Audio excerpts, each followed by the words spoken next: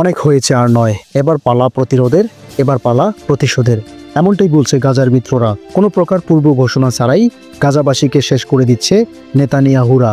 তাই এবার বসে না থাকার ঘোষণা হলো তাদের পক্ষ থেকে। গণমাধ্যম বলছে ইতিমধ্যেই ইসরায়েলের বেন গুরিয়ন বিমানবন্দরে হাইপারসনিক ক্ষেপণাস্ত্র হামলা করেছে পুতি।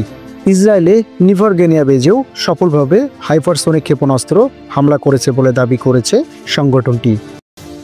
এদিকে প্রতিশোধের ঘোষণা দিয়েছে হামাসও। মহাযুদ্ধের জন্য যেন প্রস্তুতি নিচ্ছে আল কাসেম ব্রিগেড। তারা বলেছে ইসরায়েলের সব গুরুত্বপূর্ণ স্থাপনা ঘাঁটিতে হামলার প্রস্তুতি নেওয়া হচ্ছে। ফিলিস্তিনি প্রতিরোধ বাহিনী গাজার মাটি রক্ষায় নিজেদের সর্বশেষ রক্তবিন্দু দিয়ে দেওয়ার ঘোষণা দিয়েছে। ওদিকে আবার চেতে গিয়েছে ইরান। ভারতের হিন্দুস্তান টাইম প্রশ্ন ছুড়েছে, গাজায় হামলার ভয়ঙ্কর প্রতিশোধ নিতে যাচ্ছে ইরান। অর্থাৎ প্রস্তুত যেন সবাই। আবারও এক ভয়ঙ্কর যুদ্ধের মুখোমুখি মধ্যপ্রাচ্য। যে কোনো সময় শুরু হয়ে যেতে পারে ভয়ঙ্কর তাণ্ডব, এমনটাই বলছেন বিশ্লেষকরা। এদিকে ঘটনা জমে গেছে। সারা পৃথিবী থেকে ধেয়ে আসছে ইসরায়েলের প্রতি ক্ষোভ। ভারতের কংগ্রেস নেত্রী প্রিয়াঙ্কা গান্ধী স্পষ্ট বলে দিয়েছেন, ইসরায়েলের কাছে মানবতার কোনো মূল্য নেই। ভারত বরাবরই ইসরায়েলের পরম বন্ধু। সেই ভারত থেকেই এবার উঠেছে ইসরায়েলের পতনের সুর। বাংলাদেশের ইউনিট সরকারও এই হামলার তীব্র নিন্দা জানিয়েছেন।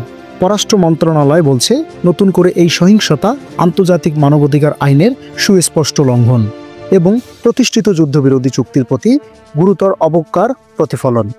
বাংলাদেশ দায়িত্বহীনভাবে ঘনবসতিপূর্ণ বেসামরিক এলাকায় ইসরায়েলের দখলদার বাহিনীর অব্যাহত বিমান হামলার নির্বিচারের নিন্দা জানাচ্ছে।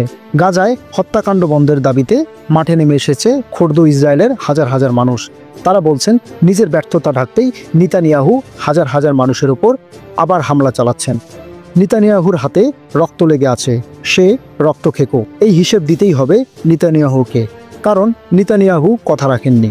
জাতিসংঘ বলছে, ইসরায়েল মানছে না যুদ্ধবিরোধী শর্ত। ট্রাম্পের মদত পেয়েই যেন আকাশে উঠছে এই নেতানিয়াহু। উড়তে উড়তে গাজায় ফেলছে ভয়ঙ্কর যুদ্ধাস্ত্র। প্রাণ চলে যাচ্ছে শত শত ফিলিস্তিনের।